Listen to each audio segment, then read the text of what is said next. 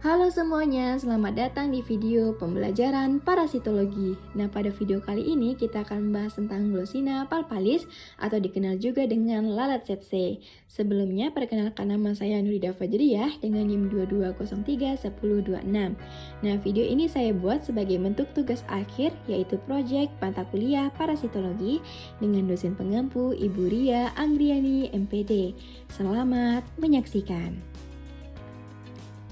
Sebelum ke penjelasan lebih lanjut, kita harus mengetahui dulu nih, apa itu Glossina palpalis. Jadi, Glossina palpalis adalah spesies lalat tsetse yang dikenal sebagai vektor utama penyebaran penyakit tidur, atau penyakit ini dikenal juga dengan trypanosomiasis. Nah, ini dapat menyerang manusia ataupun hewan ternak, dan merupakan bagian dari genus Glossina dalam famili Glossinidae.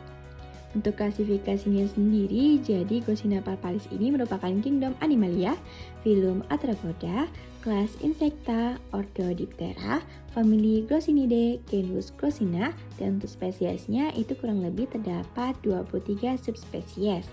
Namun yang paling sering kita kenal itu ada 3 spesies, yaitu Glossina morsitans, Glossina fusca, dan Glossina palpalis. Nah, pembagian ini berdasarkan habitat dan juga distribusinya, di mana Glossina morsitans itu ditemukan di wilayah savana, sedangkan Glossina palpalis lebih banyak ditemukan di area dekat perairan atau yang habitatnya itu basah, dan pada Glossina fusca ditemukan di hutan-hutan Afrika. Nah, mari kita lebih mengenal tentang Glossina palpalis dari bentuk morfologinya. Dapat kita lihat pada ukuran tubuh dari Glossina palpalis ini panjangnya kurang lebih 6 sampai dengan 14 mm. Nah, tubuhnya itu terlihat ramping dan pada warnanya terdapat warna coklat keabu-abuan dengan corak gelap. Pada sayap terdapat pola yang khas, yaitu berbentuk huruf Y saat tertutup dan memiliki bintik-bintik atau garis-garis yang tampak jelas pada sayapnya. Pada bagian kepala yaitu terdapat antena pendek, mulut seperti jarum untuk mengisap darah pada inangnya. Pada bagian toraks terdapat otot yang kuat untuk mendukung terbang. Nah, pada bagian perut terdapat ruas-ruas.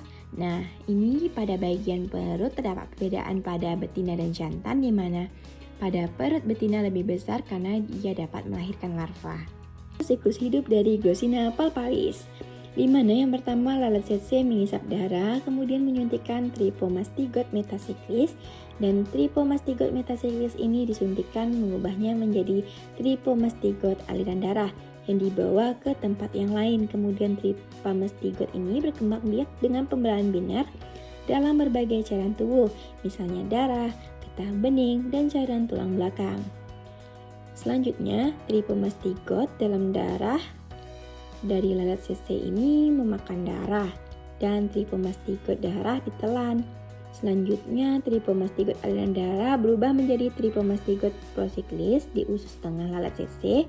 Kemudian, Trypomastigot procyclis berkembang biak dengan pembelahan biner.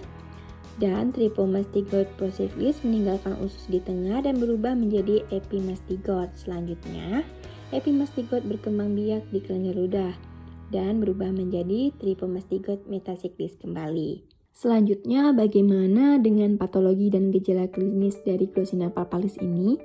Nah, yang pertama pada manusia, dikenal dengan penyakit tidur pada manusia atau Human African Trypanosomiasis. Nah, ini disebabkan oleh protozoa Trypanosoma brucei yang ditularkan oleh gigitan lalat tsetse. Nah, gejala awalnya yaitu demam, sakit kepala, dan nyeri otot. Sedangkan gejala lanjutannya dengan gangguan tidur, kebingungan, kejang, dan akhirnya dapat menyebabkan kematian jika tidak diobati. Nah, pada hewan ternak, ini disebabkan oleh Trypanosoma vivax atau Trypanosoma congolens. Nah, ini menyebabkan anemia, lesu, penurunan berat badan, dan kematian pada hewan ternak. Berikut habitat dan distribusi dari Glossina palpalis. Nah, seperti yang sudah jelaskan sebelumnya, pembagian dari Glossina ini berdasarkan habitat dan juga distribusinya. Pada Glossina palpalis ini, dapat kita lihat pada gambar, habitatnya itu di daerah perairan seperti sungai, danau, rawa, dan di daerah tropis dan subtropis Afrika. Distribusi geografisnya terutama di Afrika Barat dan Afrika Tengah. Jika kita terjangkit dari Glossina palpalis ini, bagaimana sih cara pengendaliannya atau pencegahannya? Nah, untuk pengendalian vektor yang pertama yaitu dengan penyemprotan insektisida di daerah endemis, kemudian penggunaan perangkap LHCC di sekitar habitatnya, dan pengurangan habitat dengan membersihkan vegetasi di sekitar perairan. Nah, untuk pencegahan pada manusia ataupun hewan yang dapat kita lakukan dengan penggunaan pakaian pelindung. Nah, ini pada manusia, kemudian vaksinasi untuk ternak di daerah endemis, dan juga pendidikan masyarakat tentang bahaya dari lalat tsetse. Jika terjangkit, untuk pengobatannya bagaimana? Nah, untuk pengobatannya pada manusia itu dengan obat-obatan seperti petamidin, suramin, dan melasopsol untuk tahap penyakit yang berbeda. Kemudian pada hewan ternak dengan penggunaan obat anti-trypanosemiasis seperti diminazene, aceturet, dan isomethamidium. Nah, sekian penjelasan dari Glossina palpalis atau dikenal dengan lalat tsetse. Semoga video ini dapat menambah pengetahuan dan wawasan kita tentang Glossina palpalis. Sekian, terima kasih.